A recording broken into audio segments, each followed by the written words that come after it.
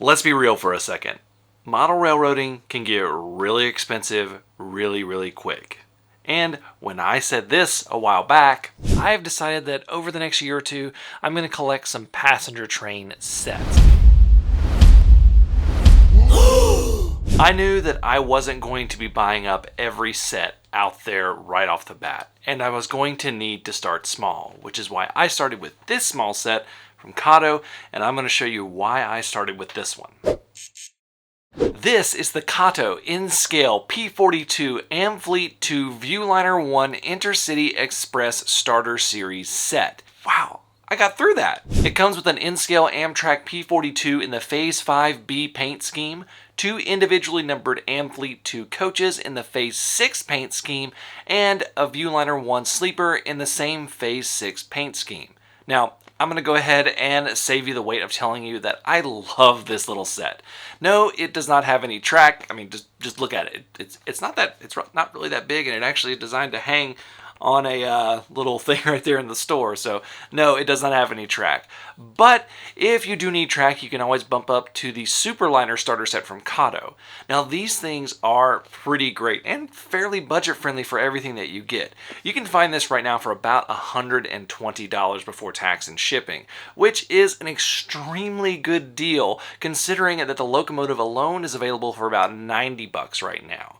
You can see why this is one of Kato's most popular sets. It has been restocked multiple times, with the most recent being in July of 2022, and it's one of Kato's longest running chassis. The original P42 was released in the early 2000s. The locomotive comes DCC ready and is compatible with drop-in decoders from Digitrax, Soundtrax, NCE, ESU, and TCS, among any others that I missed right there.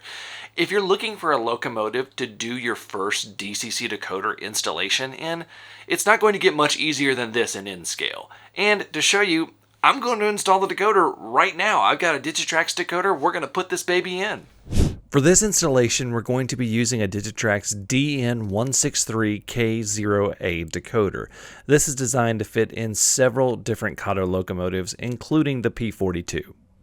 We start off by removing the chassis from the shell. Kato locomotives are fairly easy to get the chassis off. Sometimes they can be a little sticky, but overall they just kind of slide right out once you just kind of pull the shell a little bit apart, and they will pop right out. Next up, we need to remove the light board. They have this little plastic clip right here that holds everything in place and holds the motor tabs on right there. And all we're going to do is remove that tab and then move the little metal tabs from the motor, and the light board should slide right out. And the decoder is designed to slip right in here. But before we do any of that, we need to isolate the rail pickup strips, those are the long copper strips right there, from the motor tabs, the ones that we bent up to remove the light board. And we're going to do that with a bit of Kapton tape. Now, the Digitrax decoder we bought, and they do typically come with this, it does come with a strip of Kapton tape that you can use for this. So what we're going to do first of all is we're going to remove these little plastic tabs right here that hold the strips that connect to the rail pickups in place. And then we're going to wrap the section that would come into contact with the motor tabs that are coming up through the chassis with Kapton tape just to insulate them. This allows the signal and the power that is coming from the rails to the rail pickups to go through the decoder and then to the motor tabs rather than creating a short circuit. So you do need to do this or else it's not going to work properly. And this is probably the most difficult part of the installation, if I'm being 100% honest, of the mandatory steps. So all I'm doing is doing a little bit of Kapton tape right there. You're just going to make sure that you have that little gap right there clear for the little clip that holds the motor tabs in place to be able to go. So I just trim up my Kapton tape and put that back in there. And then I just do the same thing for the other rail, and then I can put the decoder in place.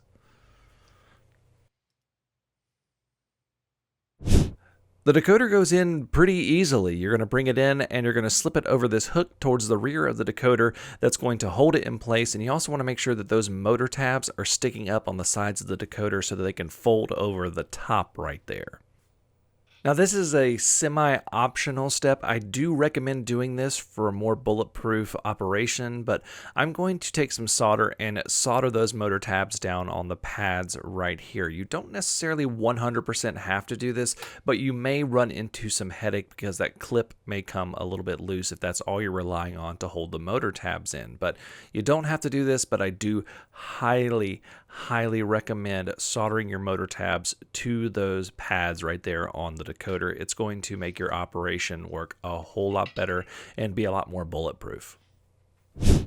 After this, you can put the little clip that holds those motor tabs down and in place and push it in place, then put the shell back on and you are rip-roaring ready to go. Now that the decoder's installed, let's give this a test run, and this thing just looks fantastic on the layout.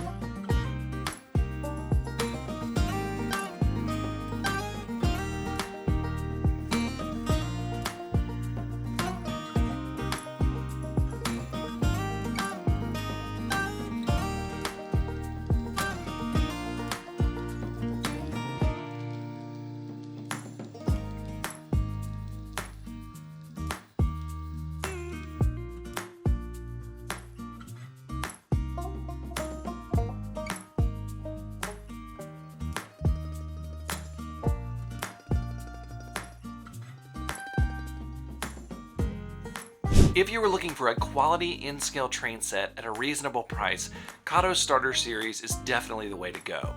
They have several options and they let you get a good locomotive and rolling stock so that you can start collecting off-right.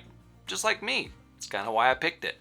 And Kato makes quite a few sets of cars like this that don't necessarily have the track, but are either just the cars and have locomotives that you can buy separately, or are the cars and locomotives all together.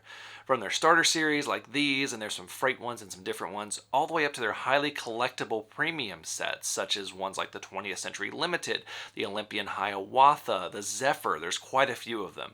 But just a warning, it's kind of addictive, and I'm already having to be super careful not to spend a ton of money. Thank you all so much for watching. Until next time, I'm Jimmy from the DIY and Digital. Stay safe, be kind, and happy railroading.